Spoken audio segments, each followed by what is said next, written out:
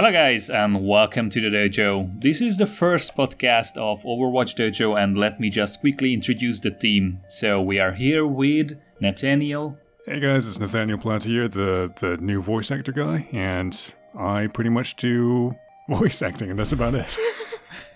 Alright, and there is also Ton with us. Hey guys. Please introduce yourself. Yeah, my name's Ton. Full name, it doesn't matter, but I'm just here to edit the videos and make things look pretty. I don't play the game very well, so that's why I edit. That's why I do that. So, all right, and I am Alien and the main content creator for Overwatchdojo, and I am the retired voice actor, as you may know. So, we all still love you in your voice acting skills. Thank you. Calm down. Okay, comment section. Yep, that's right. Okay, so what we are doing today is I'm going to give you the lead, Nathaniel, and you can do your thing. Sure. So what we're going to do is we're going to be talking about all the Season 6 and changes that are currently happening and all the things that are in the patch notes and stuff like that, and what we think about the current meta. And the first thing that we have on the list is Season 6 changes currently, which are the biggest one is the Junkrat huge win rate stuff. That's right.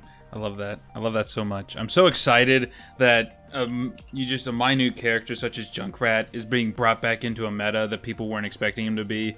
It's amazing how much him just having one more mine in his hand does, because that's literally what it is. Yeah. Yep. So, and it came completely out of left field too. Actually, a bunch of these changes have been completely left field. The only one that I really saw coming, if anything, was the Orisa one and then the Roadhog one. These other ones have just completely taken, at least me, by surprise. I don't know about you guys. Alien, you can go first if you have any thoughts. Yeah, I think we expected that they would change Roadhog because he's dead. Dropped out. He's dead. He dropped out from the meta too quickly. But regarding the others, I didn't really feel they needed change. However, when Blizzard changes their heroes, they want to shake the meta up, so these may be just for that, making different characters just a little bit stronger to open up new possibilities for the meta to form. I mean, that's true. Blizzard does like trying to jazz up the meta a little bit, but I mean, I don't know how much this will change for Roadhog. I mean, this isn't going to take much. It will help him survive a little bit since his take breather can, reduce 50% damage, but he still can't deal the amount of damage he used to, so I don't know if he's going to come back at all. Orisa's buff, I am excited about because I love it. I already love the Orisa buff. Coming from someone that mains Orisa mostly, the Orisa buff feels great. But going back really fast to the character changes and stuff like that, I feel like we're kind of going to a point where, and a lot of other YouTubers have said this, where we're going to like a map pick character roster where the meta changes based on the map rather than a standard dive composition where everything is set in stone, where X, Y, and Z has to be picked and then you fill in the rest of the characters. But like with the Junkrat and all these things, it's kind of going more into the rock, paper, scissors mentality of Overwatch, which I think everyone kind of wanted to begin with. Isn't that how it all started, though? Like, isn't that how it was beforehand? At the very beginning, but then it kind of got into the triple tank meta with Ana, and then everything went downhill from there. Yeah, okay, yeah. Yeah, because I remember when it first came out, that's what we would do. It'd be map specific. So, like, if you're on, let's say Route 66 and you're the attacking team, well, we need some cover. So we get a Reinhardt to help protect us that way. And then you would have some good range DPS like McCree or Soldier to help take out certain people. And then Lucio to kind of boost you around corners and to get you to the payload quickly. I feel like that's how it started out, and that's how I liked it at the beginning. And then, yeah, basically, then metas started becoming a thing where you didn't really think about who you picked. You just said, oh, this obviously works, so let's go. Which I think is inevitable in any kind of team game, is that something always works. Like, recently it's been the dive meta. So hopefully that's what they're aiming for, but it's just so painful watching some of these buffs and nerfs that are happening to some beloved characters. Yeah, I mean, I think that's healthy that they are making these kind of shifts toward map-based meta. I believe that the players got a little bit bored with the 1 to 3 choices in every season. So you could go triple tank or you could go triple DPS and something else, but that was all. And that really constrains your play, and it may be a little bit boring after a while. And I kind of like the new changes that they are opening up new opportunities for the players to figure out how they want to play different maps. And I personally think that that's how the game should be played. I pretty much enjoy it. I agree.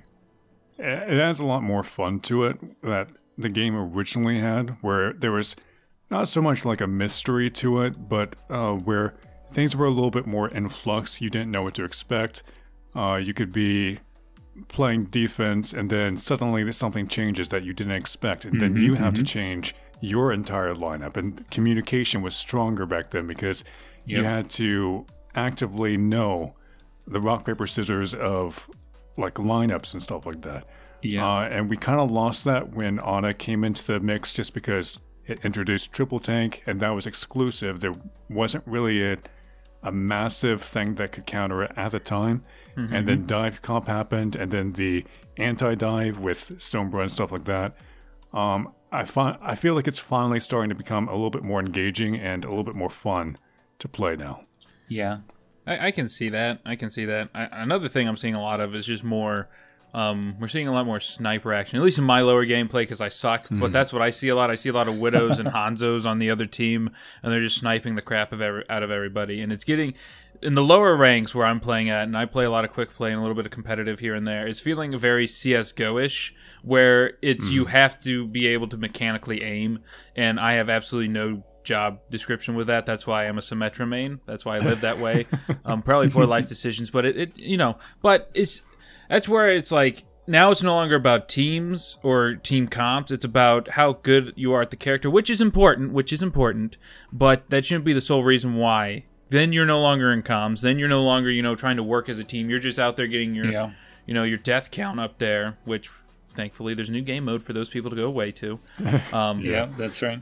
But it's just, I feel like that's been a big thing, is that people are not worried about working as a team as much as they are just getting their DPS out there. Because I've gone into some matches where it's like 5 DPS and 1 heals in a comp game.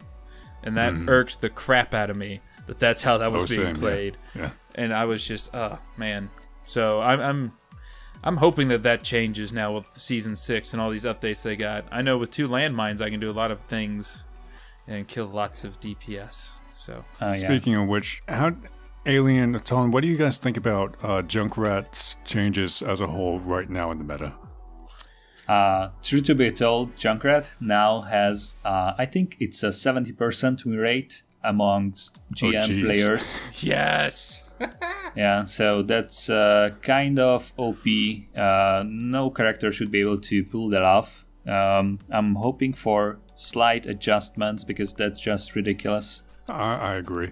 There was a lot of talk before on forums and stuff about having basically the damage of the junk trap and the mine switched, especially because of him having 2 mines now, and that's right now that's a little bit too overpowered. I think everyone can kind of agree on that.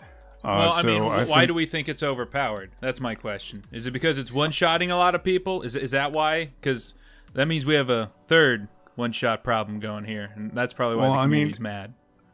That also, but I mean, in addition to that, he's already has a niche of destroying barriers extremely well, and with 2 mines that it shreds barriers so fast. What do you think, Alien? I think that the 2 concussion mines are really helping his mobility. Because when you pick Junkrat, you went into this lockdown strategy. You just spammed a choke and waited for... stayed there and wanted to get some kills, but that was all. And with the introduction of these concussion mines, I think he is in a great spot because he is now kinda mobile. He's a threat that you need to deal with, that you can't really just dodge like you did before. And yeah, bursting 200 HP heroes is just mad with him. So I mean, bursting any 200 hero is bad, apparently. That's why we nerf certain people. But yeah. I agree. His mobility will make him a lot more of a threat and no longer just a crazy Australian laying around sexily around the map. So maybe they'll do more with their lives and to actually be helpful. Going back to the one-shotting thing, yes, he does one-shot in a sense, but at the same time, it does take multiple hits, which kind of gives healers a chance if they're on top of their game or use ultimates or something like that, where they can keep them alive, whereas people like Doomfist or Roadhog literally one-shot. So I feel like there's a slight difference between those two types of one-shotting. Okay, well then that means the community is just in a culture shock right now because they're not used to Junkrat having 2 concussion mines, and neither are the Junkrats. So I agree with you. It's not a complete, like, legit one-shot like the Hook or the Doomfist. So I can kind of excuse it a lot more than that. But really fast, before we go to the next person, Alien, Ton, what do you think is causing the win rate? Do you think it's the damage, or do you think it's the mobility? That's the new concussion mine brings. Go ahead. You go ahead, Alien, because I haven't played comp in a while. So okay, so I think the high win rate is because the community is not really used to Junkrat flying around, and he can be really scary if you are not aware of your position. So he can just dive in basically and kill you in 2 shots, and yes, those should be coming from a skill. You're not exactly one-shotting anybody, but I think the win rate will go down shortly if people realize that they shouldn't stay open and that they should hide. So oh my goodness, positioning. Whoa, man, you're getting radical here. You're talking about positioning. Yeah. I know. Whew. That's some advanced tactics there. Oh man, I wonder if anybody has a video on that. I think. But anyway, we've talked about Rat for a long time. Let's go to his partner Roadhog. Okay. What do you guys think about his changes right now? Can I take the lead, Alien? Yes. Okay. Yes. Go okay. On. You know my love. You know my love. It's not because I play him. Yes. It's because I have a friend who plays him deeply, and he has been ranting about this for years, not really years in game, but whatever. So I think that the buffs that he has will help him be more mobile and be able to get in there probably, but I don't think it'll be enough to bring him back in a sense that he was before in his former glory, because his damage ratio is still only 170. Now I think it should be bumped back up to 200. You know, just there so he can one-shot at least most of the DPS. You know, Reaper can run away, I don't care. Mei can run away, I don't care. You know, Zarya, one-shotting here was kind of stupid, I agree. He shouldn't be able to one-shot tanks with his combos that he has. He should, what his goal should, what it was, and what a lot of people used him as, even Harbaloo, and I watched some stuff on him, and if the great Harbaloo can't make him work, then he's hopelessly dead. So I think he needs to have at least his shotgun back, and if you don't like the Hook, shorten the range of the Hook, dagnabbit. That's possible. You can make it 10 meters instead of 20 and it'd still do the same thing. Okay? So, I mean, I think he just needs to have back his original damage of 200 so he can at least take care of some of the DPS. Because he can no longer protect his healers. That's one of the things I know is whenever I healed in comp, my Roadhog would do is protect me from like Genjis and Tracers and Sombras and other flankers that try to get to me and take me out. That's what the Roadhog would do, was protect me. And I appreciated that, thank you. Okay, Jeff, I liked it. Give me back my Hook. But the take a breather, I like it. It's going to help him survive more, but I don't think it's going to bring him back. Now, Alien, please destroy everything I just said. Yeah, we know that we don't really agree in regards of the Roadhog changes. So what I usually say about that is we don't really want any mechanic that can easily insta-kill anyone. I mean, Roadhog needs skill at least because you need to land those hooks, but they are kinda easy to do. And getting just a hook and a shotgun to kill anyone, basically, was kind of bad. So I liked those changes, but I think they they really killed Roadhog as he is. So as he currently stands, he is just a big battery for enemy ultimates, and that's it.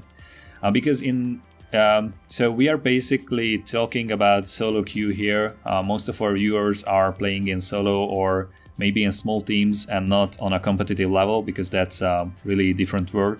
But he was really strong in solo queue before they nerfed the hook and the shotgun, and he can actually be played in a solo environment if you are playing with teammates who know that they should go with Roadhog. So if you get a Macri buddy, for example, you can easily do the hook to kill combo together, but he's not able to do it alone. So I think the biggest thing about Roadhog was that he was used as a flanker to punish bad positioning, and that's what they wanted to change, and they just did it too well, I think. So they kind of eliminated the Roadhog. Yeah. And this new change is not enough to bring him back. It's going in the right direction, I feel like, but I still think that there's a lot of tweaking that they should do. This is just from my personal opinion, of course, but I feel like he is starting to become less of a I'm solo queue, I'm going to do my own thing and flank and do X, Y, Z. And he's kind of acting, I hate to put it like this because it's going to completely destroy my analogy, but he's acting almost like a Mei walling off people and bringing them into the team where everyone can kind of focus on that, focus fire easier. And the one-shotting is pulling them into your team and the team focus firing. It's obviously not where it should be right now. I'm not saying that he's as viable as he used to be or where he needs to be. But I feel like people are still kind of taking him into I'm going to do what I want by myself, aside from the team, instead of thinking of like, use my hook as a focus fire mechanic. Well, I mean, you also got to remember that these nerfs have also made people lose respect for the Roadhog, because even if you do hook in somebody and you do try and do the whole solo thing, your team won't assist you because they don't know that you can't do it by yourself. They're like, oh, he got a soldier, he's fine. No, soldier's going to have 3 health after a hook and a shot, and he's going to drop that heals and kill the hog. That happens 100% of the time now, and it's ridiculous. I hate that so much, that they can walk away with so little health. And I can't. I try and punch him, but my punch isn't. I don't know. They did something to where I can't do the punch anymore or something. It's weird, but I do agree that he needs. He can be used in the state that he is at, but again, we're talking that people need to work together, and that doesn't exist in this game just yet. We're working towards it, but it should hopefully happen. So yeah. But I think that's enough on Roadhog. Yeah, I agree. That's right. And we kind of already talked about Widowmaker. We can do a little bit more on her, but there's not really much for her. There are only slight changes to the hook. It got a lower cooldown, and you can actually see the victim of the Widow Mine, or whatever it is called, the Venom Mine. And it's kind of a buff that affects the higher level of play rather than lower level right now. It's kind of more of like a quality of life upper level buff. Well, when I first saw the game come out, I played as her. I thought the Venom Mine would do that originally, like it would show me people that walk through it. I did too, actually. So I'm happy they did. Yeah, because you use that you use it like that. So you just place the Venom Mine in a path where you expecting the enemy to flank you, and when it goes off, then you know that they are there. It's kind of more just like a quality of life change, where it kind of already did that, but now you can have a little bit more to add to it. But let's go ahead and talk about the Orisa buffs, because those were pretty huge, honestly. All right. I think that's your topic. Yeah, you go ahead and start off, Nathaniel. Go ahead. With almost 130 hours, I should hope so. You're the pro. The shield buff is absolutely huge. It covers a lot more. It makes her a lot more viable on payloads and stuff like that, or anything that has a slant to it. The 900 health is good enough so that you could throw out more shields. Whenever one shield goes down, you instantly have another one out. I think the cooldown is it's either 7 or 8 seconds. I don't remember what, but throwing it up into the air I'm not sure if some of you guys know this already, but throwing it up in the air and letting it fall down reduces your cooldown times, so you can have shields out so fast. And especially with the possible shield meta coming out right now, it's the barrier meta. It's really, really strong. And with her new projectile speed, her damage is nothing to sneeze at either. So I'm pretty happy with it. I'm not sure how much it's being seen in pro play right now with picking Orisa over other tanks, but she's starting to kind of average out with the other tanks. What do you think? I would say so. Yeah, with that of the dive meta, we'll be able to use other tanks again. Yeah, no longer just defense effects. Yeah. Yeah.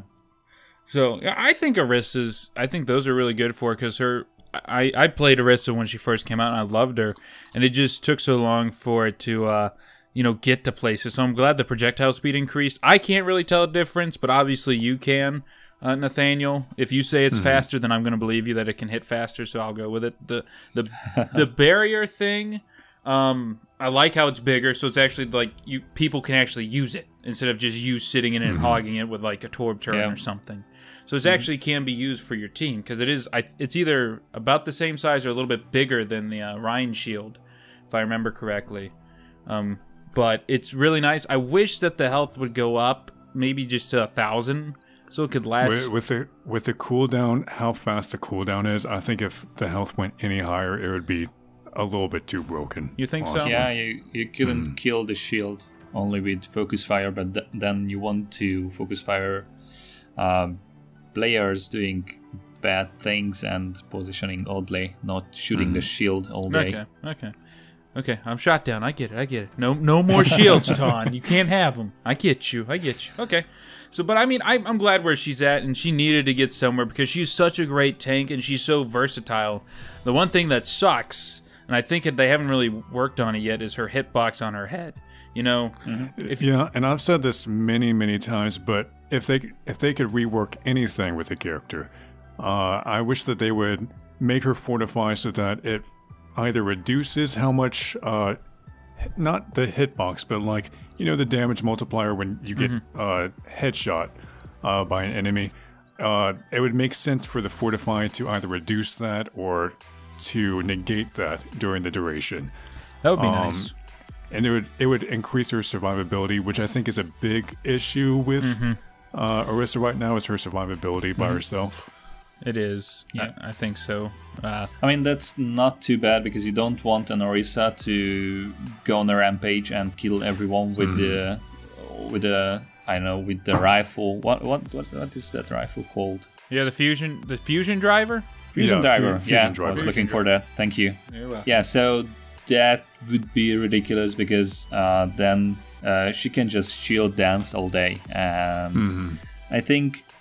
So she's basically an anchor tank. She needs the team to play with her, and I think that's a good mechanic. I really don't want to see Orisas going solo.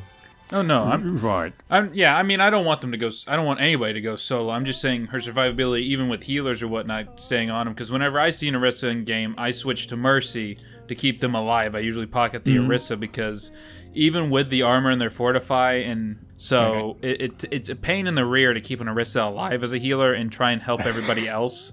It's a pain in the neck to survive as a Orisa sometimes. Yeah, so it's just because of the hitbox itself. I mean, you shoot the horn. I believe that shouldn't be the face, because if she lost a horn, I think she'd still live. But that's just me with an anime. But so yeah, I think Orisa's at a good place. So. But yeah, I definitely think that she's more viable than she used to be. There's still better heroes during certain situations. I think she's still kind of in a situational pick right now. But she's a lot more viable than she used to be, which is that's what I could ask for, honestly. Yep. All right. But going on to the next topic, speaking about new game modes, with Deathmatch and Team Deathmatch coming out right now. What do you guys think about that? You guys have been doing it a lot, enjoying it. I haven't played it because, again, my aiming sucks. So why would I go in there and torture myself and just be another dummy for people to be shot at? Well, I mean, it's a good place to learn better aiming because you don't have to worry about bots and their irregular movements and stuff like that.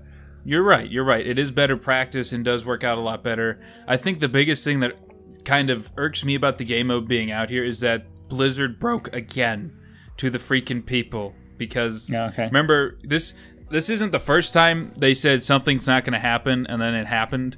You know, it's like I always go back to Roadhog because Roadhog was fine until the whole bronze community complained about Roadhog being too OP, and they didn't go and ask anybody like in the pro leagues, does Roadhog need to be fixed? They said, oh, nerf him, and then Jeff even said, I think at BlizzCon last year, that they weren't going to do deathmatch. And lo and behold, more complaining from people, and they broke and they made deathmatch. Now, this is something that I think is okay to bring in. It's just we have to be careful as like the game is not meant to be about deathmatch. And I hope and I pray that deathmatch never becomes competitive. Because if it does, then we're going down a CS:GO path. And then then it's no longer about teamwork. It's about the headshots, and that's where more. I just don't want the game to become that. I think it's healthy if it's in the game in moderation. Okay. Yes. It's a great tool for practicing, for detoxing after a toxic match or something like that. It's great for practicing new heroes that you usually can't in a quick play or competitive match. I think it's good in moderation. Yeah. You go ahead, Alien. What were you gonna say? Yeah, I think I played a lot before my placement matches in the off season, and I even tried DM and TDM in the PTR when it came out. And I think that it is, as it stands currently, it is the best place to warm up before games. I agree. It's even if you don't play DPS, because all these games are DPS heavy, it can be really good to get the flow going and to make sure that you are getting into a competitive session warmed up. So I really like that. I had fun with it. I am a DPS main, so I know how to shoot, and I can actually enjoy getting rid of other people in a brag about your accuracy. I get it. So it was fun to me. I just wanted to say that I actually tried playing tanks, and I won one game with Zarya, so that is doable. Dang. But it's hard. Okay, interesting. If my only small nitpick about it, and this is more for deathmatch rather than team deathmatch, is especially when there's closed quarters or there's not a lot of space in one of the maps, you see a lot of people mooching off other people's skills, and that can be a little bit frustrating. I'm wondering if they should reduce how many people could be in a normal deathmatch game, just because there's so much overlap and people stealing kills. Just because there's not I mean, these maps are big, but at the same time, there's a lot of people in it. But for a team deathmatch, I feel like it's completely different. But that's just a small nitpick for me. But it's, I don't know. I mean, I'm telling you, I like how it is. Yeah. It's chaotic, it's fast. Yeah, because you're one of those DPS mains that steal kills, aren't you, Alien? Yeah. He says, I'm sitting in the corner with my rockets, ready to take out 3 of them. I think there was only one match out of like 8 that I didn't make it in the first place. So this is just good for me. I like it. I like it how it is. I like the chaos. I can thrive on that. Anyway, what do you guys think about the new competitive play with the new season changes and all the new changes that have been introduced this current season? I mean, I like how they've shortened it to 2 months, because 3 months is definitely too long. A month is too short. The 2 months section should be pretty good. I wish it was more of an off season, you know, because I think they only did, 2 days, 3 days for this last off season, and then immediately went into the next season. I wish a week was taken off, but I know that would probably hurt their revenue more than anything if people weren't on and things like that. So I understand why they did that. King of the Hill. I'm on the opposite side of the spectrum, where I wish there wasn't an off season. just went immediately back to back. I mean, I like having 2 days of rest. I'm okay with that. I need to take a breather and be salty about the last season, and then I can look forward to the next season. So okay. I think it's good that they keep it short because you can just adjust quickly to the new changes. You have a few days, then if you don't get into the next season right away, then it won't hurt your rank. You can still play your placements a little bit after that. So I think that's okay and that's healthy, and I like the 2 month. But what I really like the most is the skill decay change, because I think that was ridiculous. I couldn't really keep up with the 7 games a week in Masters. So it will help just a tiny bit, but it will help. I mean, yeah, not everybody can, live off of Overwatch. I mean, some of us have to do this thing called life, and can't fully dedicate our time to playing Overwatch. So I'm happy with that being changed, the decay for sure. Not that I ever will hit Diamond or Grandmaster or anything like that, but I'm happy for all of you guys. So you guys can enjoy the game too. I also kind of like the skill drop has also kind of been extended to Diamond as well, where you can drop out of Diamond. And just because, decay. Yeah, because it feels like people can just use that as an excuse of I decayed. I'm just sitting here in Diamond. I'm a top 500 player, but I've blah. So I feel like it's kind of a good thing that you kind of have a little bit more incentive to keep up your rank in Diamond. Because I feel like a lot of people have this mentality of Diamond and higher are considered the good players. Which isn't wrong. They're obviously good and stuff like that. But like, you can kind of drop out of that tier now. You can drop out of the whole "I'm good" tier. So I personally like that. What do you guys think? I think that'll get all those cocky sons of guns out of their high horses and actually want to play as a team. I agree. It'll hopefully help with the toxicity. Maybe that's what they're trying to do with it. That should definitely help out. I'm excited for it. Yeah, I like the change too. I think it will help players to assess themselves a little bit better. So if you see that, okay, I have this diamond icon, then you will think that you are better than the rest of plats, that you are in between. But actually you are not if you drop there. So yeah. And speaking about toxicity, I don't know about you guys, but just at the start of this season, I've already kind of felt that toxicity has gone down a lot. Especially with the 2 month change, I feel like that's kind of actually helped that out a little bit. And with the meta changes and all that stuff like that. What do you guys think about the toxicity levels right now? From my personal experience during the placement matches, I can tell you that there was more communication on the EU server even after the workday. So I think that's one of the worst time to play, because people are tired from school and work and just want to grind the matches. But they actually communicated in most of the matches, and we were able to play as a team, and that's how Overwatch should be played. So I really like that. Not sure if it is because it's the beginning of the season and lurkers started to wake and get back to the game after surviving the season 5. But it was better for me. I feel like it's just a little bit more engaging because you have less time. So you feel like before there was so much time that you could just place and then you could stop for the rest of the season, or you could just do your minimum requirement and then you would just throw the game away for a bit. But I feel like now you kind of have more incentive to play for the smaller periods of time that they're giving you. And there's kind of more incentive now. It's encouraging. The competitive play just feels a lot more fun, I guess, which I never would have thought that I would say that word with competitive play. But especially with King of the Hill changes also, and how they changed that to best of 3 instead of 5. I feel like it's a lot more fun now. You're not waiting there for a 30-minute match or more in overtime with every single thing. And because I felt like that increased toxicity a lot, just having to wait there, knowing that your team was going to lose. And I feel like I feel like the King of the Hill changes have been really nice, honestly. Yeah, no, I agree with that. So, I mean, toxicity-wise, I mean, that's kind of why I stopped playing Overwatch in the middle of Season 5, was due to all the toxicity. So I haven't really been playing Overwatch as much as I probably should have in order to stay up to date with stuff competitively.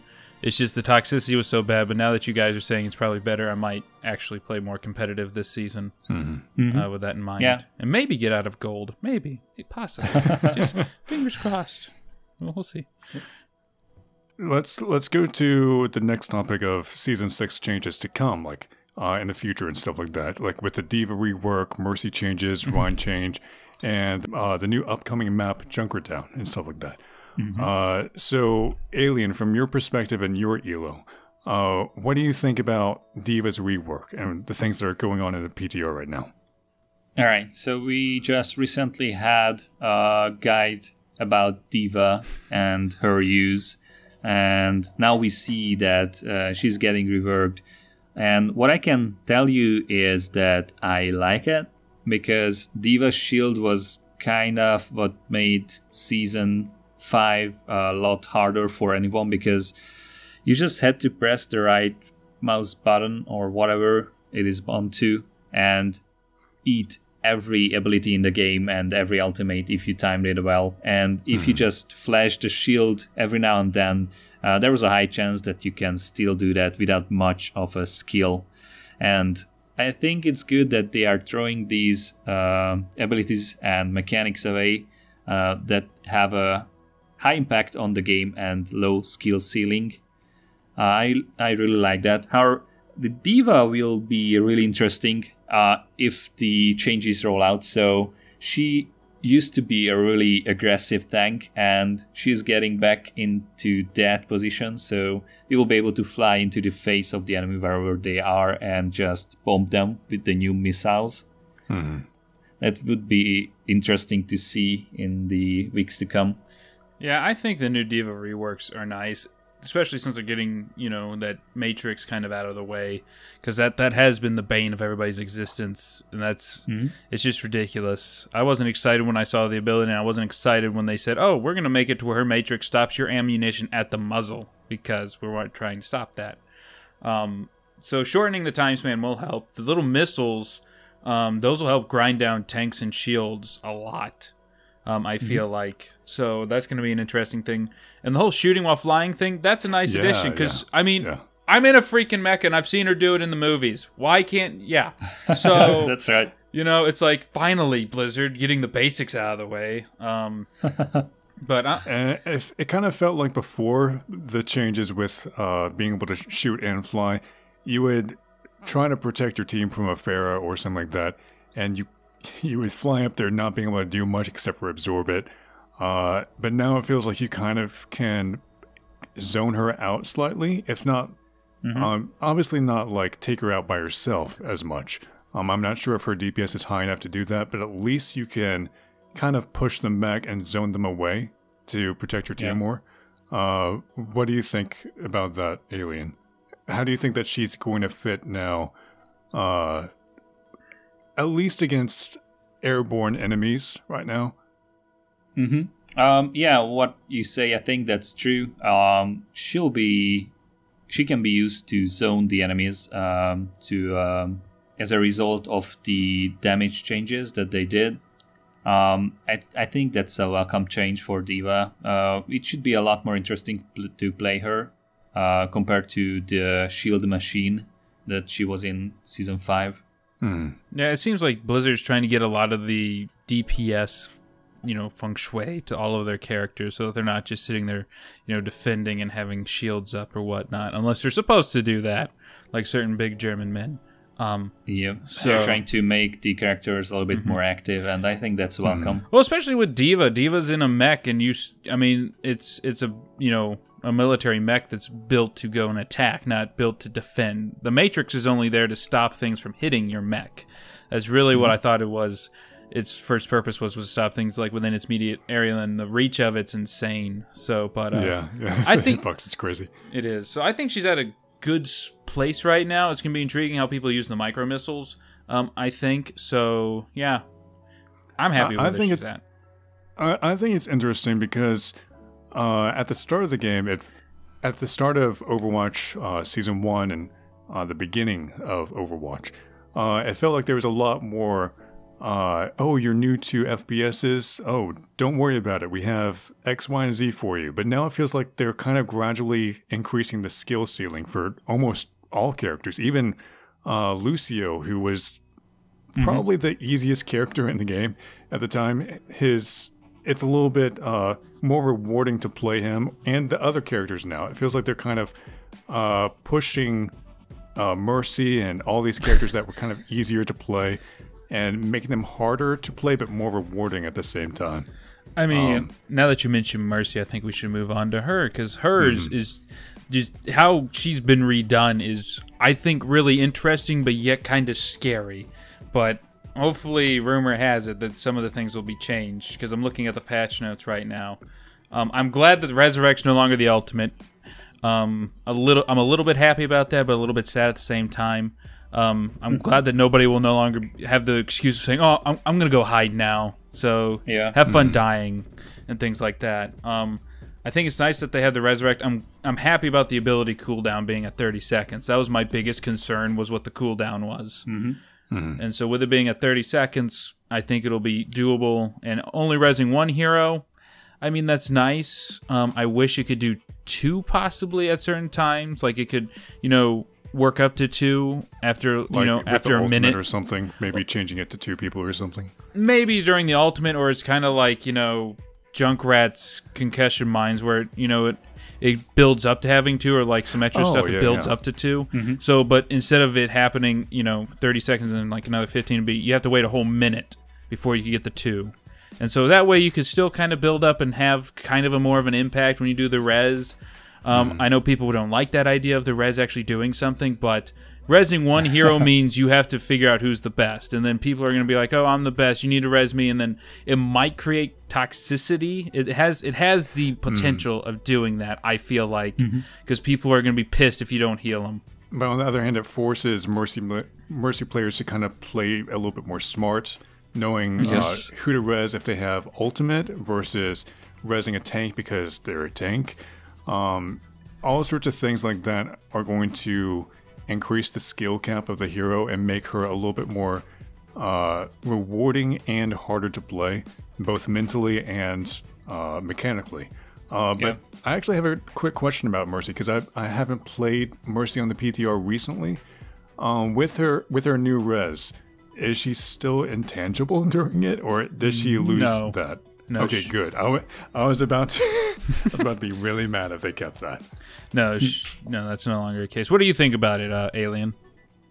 I think that it is a really great change, because Mercy one-trick ponies were a plague on the community. So I think Mercy was and still is has the biggest or the highest pick rate among the players in all skill categories. And it was just ridiculous to see Grandmaster and top 500 Mercies just one-tricking Mercy, and they had no clue how to play any other heroes. I mean, if they had to change the character, then the skill level would be flat for any other hero. Yeah. And that's something that you don't want in a team-based game, where changing and countering is an essential thing. So I like how they upped the skill ceiling, and I think it's a welcome change, and it's kind of interesting. I'm expecting a lot of players to try to get to different characters and drop a little bit because of the change, but then it will be for their own good. Going on to the next one, what do you guys think about Rein's small? Wait, what about Mercy's new ultimate, Nathaniel? Oh yeah, her new ultimate. We got to talk about that BS. We have to. I skipped the biggest part about the changes. Okay.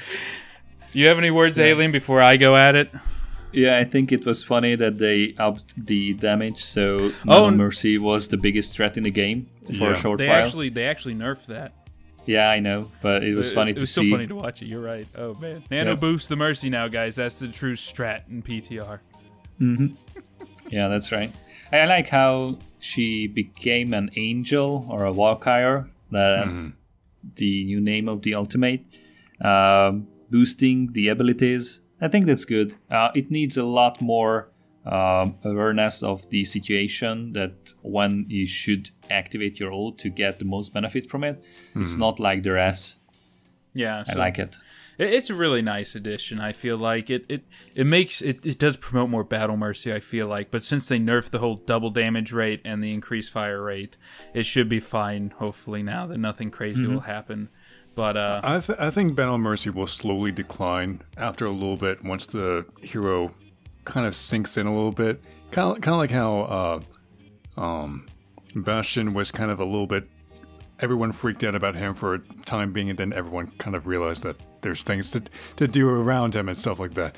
But anyway, I feel like the battle mercy situation will kind of die down a little bit when people realize that, yes, that's a possibility, but there are better alternatives, like healing with the lightning effect and stuff like that, and her survivability itself and team fights with that ultimate will be better.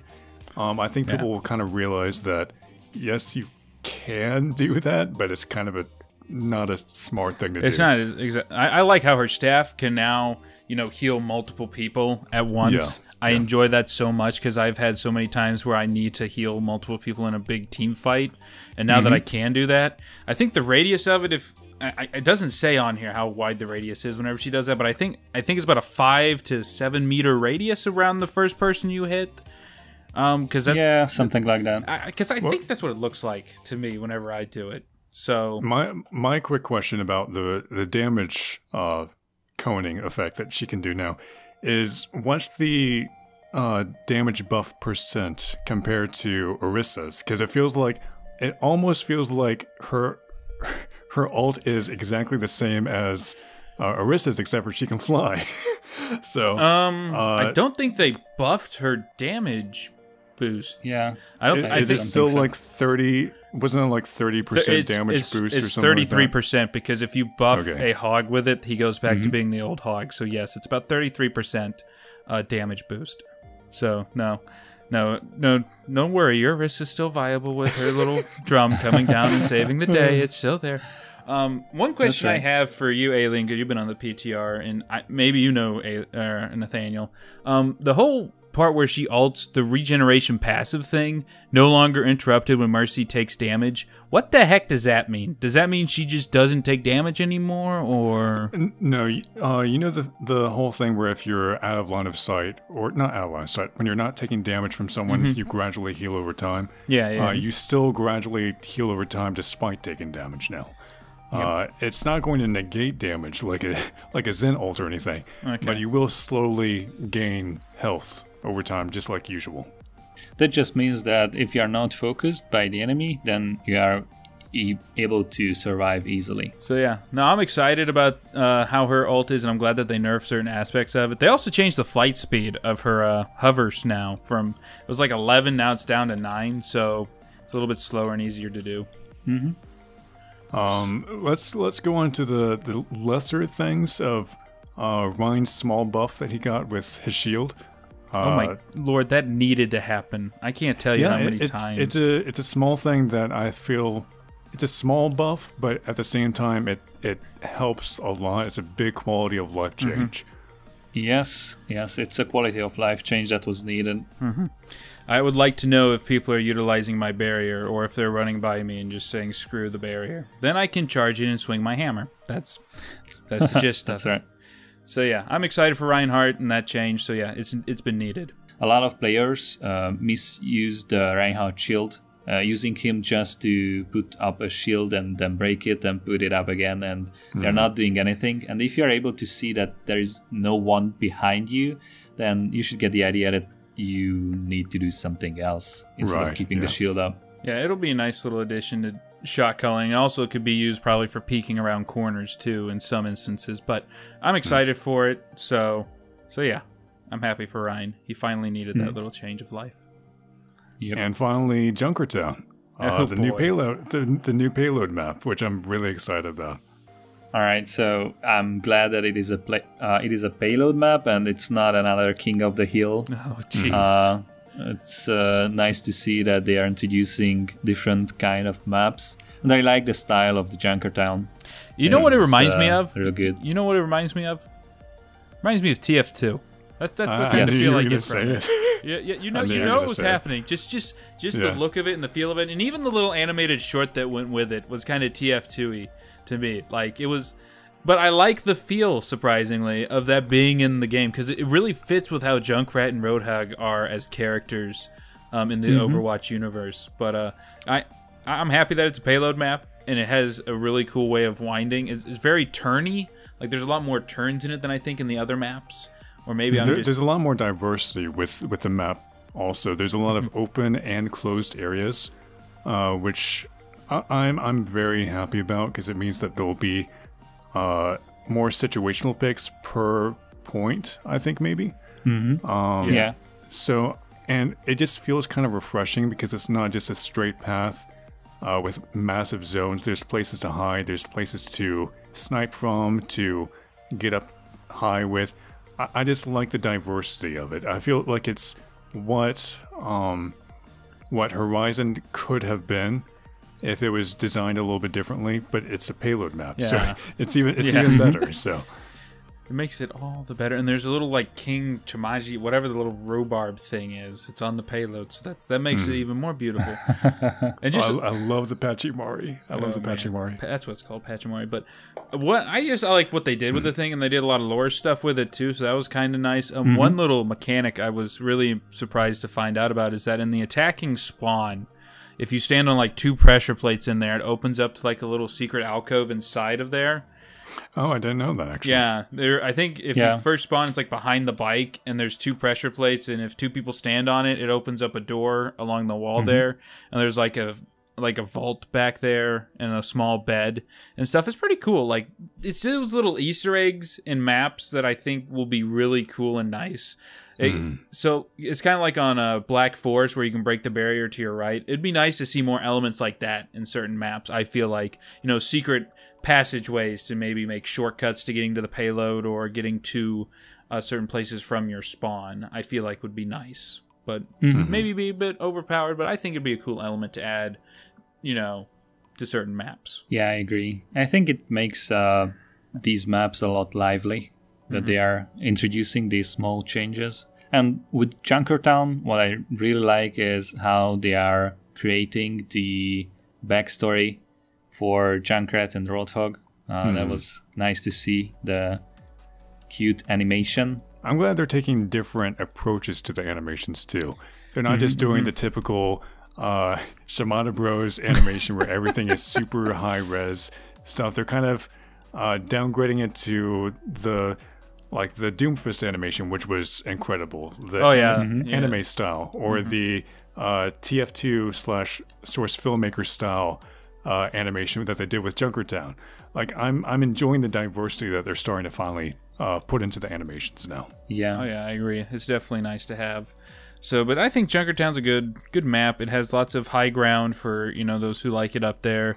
It has plenty of alcoves for you to hide in and do stuff with. The little bend there with the rotating platform's kind of interesting. Yeah. That's good. Oh, and they're doing a lot of interesting things with maps now, which I'm glad about. They did the jump pads with Oasis and the zero gravity and the rotating platforms now. I'm glad they're kind of doing new things with maps, and they're kind of experimenting more with the game. Oh yeah. I enjoy it. It's good to see. Any final thoughts before we go to the last topic? No, not something that can be resolved quickly. Okay, let's get to the last topic, which is competitive events. So are we basically just talking about how Blizzard's finally getting their feet going on getting competitive things happening and actually caring about that? There will be contenders for EU and NA. There will be the Apex Season 4 and the Premier Series, and then the Pacific Championships. So there will be events on all weekends to watch, and that's just good to see. I'm really happy about that. It'd be nice because just seeing more pro play helps people understand how to play the game a bit more. I just hope that Blizzard keeps more of a focus on that instead of, you know, their quick play or making, you know, oh, it's okay, it feels good to lose junk like that, you know. Sorry, Jeff, I never feel good when I lose, so you lose. So that's a battle you will never win with me. So I hope that they stay focused on making the competitive scene, you know, better and really enjoyable for everybody. Hopefully they don't get crazy with, you know, changing up team comp so much that the pro teams have to be like, dag nabbit, Jeff, we have to change it again. You're lucky we're all flex players, Jeff, and actually can shoot. So I'm excited to see that. I'll probably have to watch more of that. I've been watching a little bit of the World Cup here and there, and that's about as far as my knowledge goes. I didn't know about the freaking Korea, all the Korea's all the amazing plays that they've been doing in the cup. Freaking South Korea. Yeah. Our only hope is France. Apparently, that's what I've been told.